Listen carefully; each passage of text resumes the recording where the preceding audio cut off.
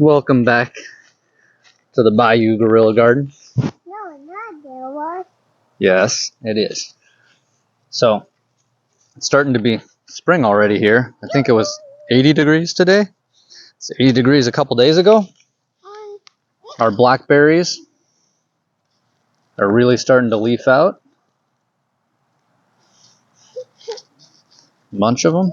What I need to do is come in here and cut off the dead branches. So, this one I'll probably cut down here, right about there, because this whole stalk is dead. This one, cut right there. Maybe cut off the very end here. And that's the trimming that I need to do on that one.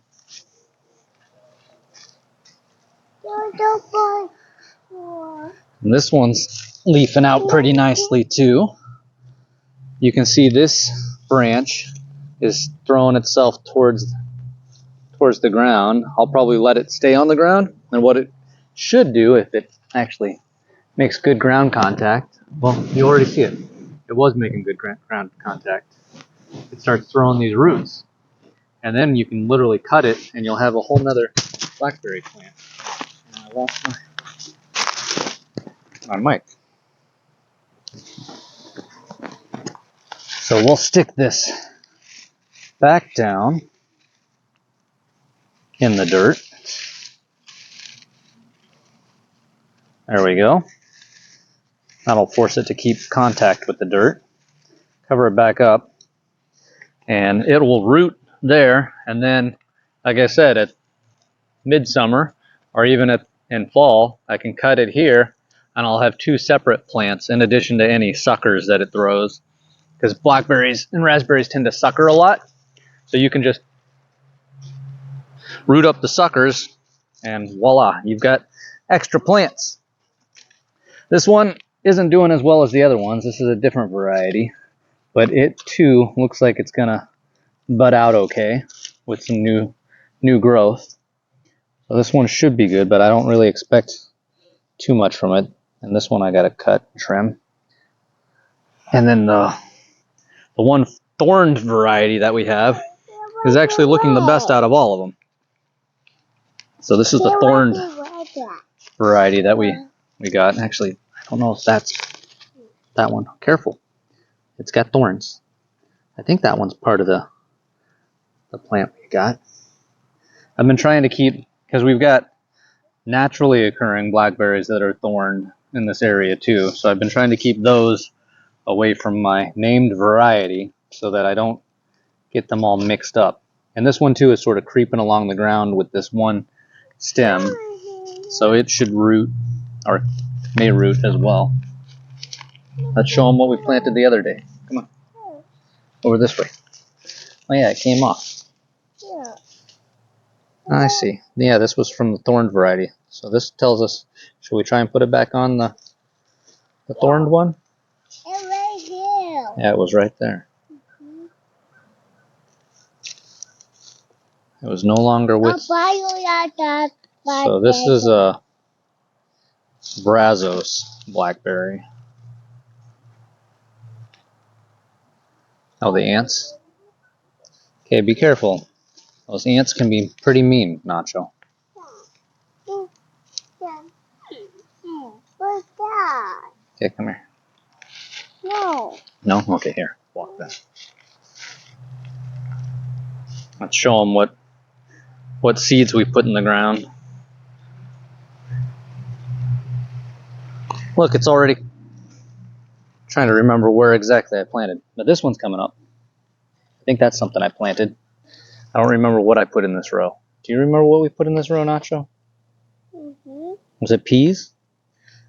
I think these might have been peas. No. We'll see. But I know over here we put beans. And I don't think they're coming up yet. Yep. Do you see any beans yet? This is where we put all the beans, remember? No, I don't see any beans yet. See some ants. Gotta be careful. We put a couple tomatoes over there. Oh, yes. Okay. Yep. Look, they got a home right there. We want to stay away from that home. Okay, I got you. I got you.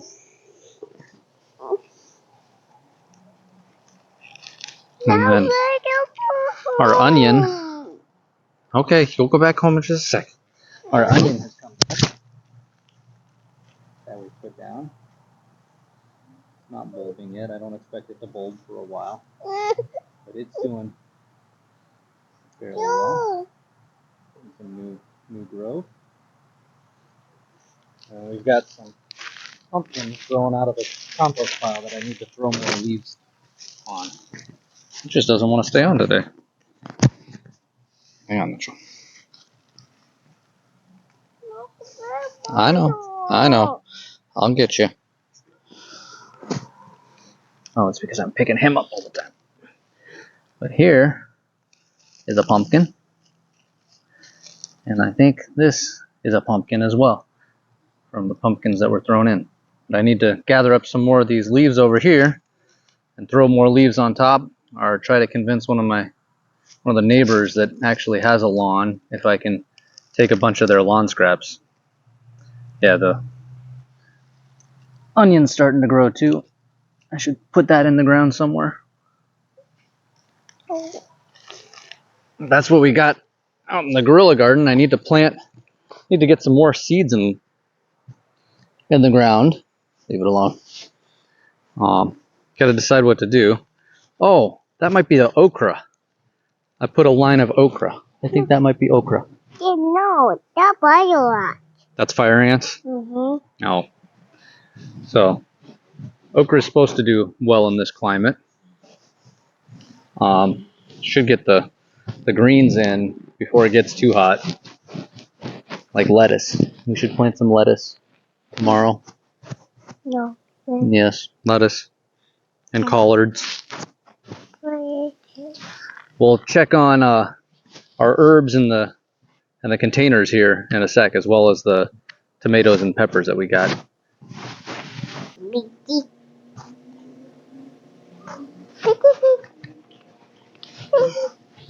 Welcome back. So these flowers are starting to put up new growth and get taller, and I should be able to bury the rest of them once they get a little taller, so I can level out all the dirt. The mint is growing well. I don't see anything on these strawberries though, so I'm wondering if the roots or the crowns were even good crowns in that package. These I pulled earlier, so live oaks that drop their acorns like crazy here are sprouting, and I really don't want baby oak trees growing near my planter, so I just pulled them out. There were a couple others, but yeah, it's not doing too bad. I put a couple tomato seedlings in here, and we'll see how they do. It's still getting into the 40s at night, so they definitely don't like that, but they should be doing well soon. This mint smells amazing. Yeah, it's sweet mint. And then I need to try and see if I can harvest any of the seeds that the basil is hopefully still making. Still flowering. Don't see any seeds in those ones. Maybe they didn't germinate or pollinate. Sometimes pollination is also temperature related. If it's too cold, things won't pollinate properly. It doesn't look like I've got any seeds going at the moment, unfortunately. Maybe that one. Because I'd like to take some of the seeds, if I get some seeds, and put some more in that other container so that I've got basil in multiple spots. I'm also tempted to try and just hack this down somewhere and see if it will come back from closer to the base and get bushy again. Are you picking my basil leaves? Yes. Thank you. Then we also need to trim the heck out of the oregano and just dry a whole bunch more. And then maybe open up some space down here and I can get another herb in with the oregano, maybe some thyme or something. And our thought to be dead thorned one is also doing pretty well. Definitely not as well as the one that's in the ground, but it's doing all right. Now we'll go check on the little herb box and all the seedlings. Welcome back. I guess we do need to water them a little bit. So I'm able to tell how much moisture is still in the cups just by feeling how heavy they are. The tomatoes are starting to get bigger. Some of the peppers are throwing some second leaves. Hopefully they'll be a decent size. Look, you can tell that's a real pepper leaf. Hopefully they'll be a decent size by the time I want to put them in the ground. If not, I'll know to start a little earlier next year. But yeah, they need some water. And then the herbs, I don't see anything germinating yet. It's still moist. This is that thyme, the thyme bomb or whatever it was? The herb bomb. And then I know we put some chives and some other stuff, some cilantro that I don't see. Oh no, there's a cilantro that's germinating right there. So you can see the little roots coming out. So that is germinating. We should have a cilantro sprout in a couple more days. And it's that easy to grow your own food, even if you don't have any space or very limited space. Please like, share, and subscribe. Tell me what you're growing in the comments below. This has been the Bayou Guerrilla Gardener.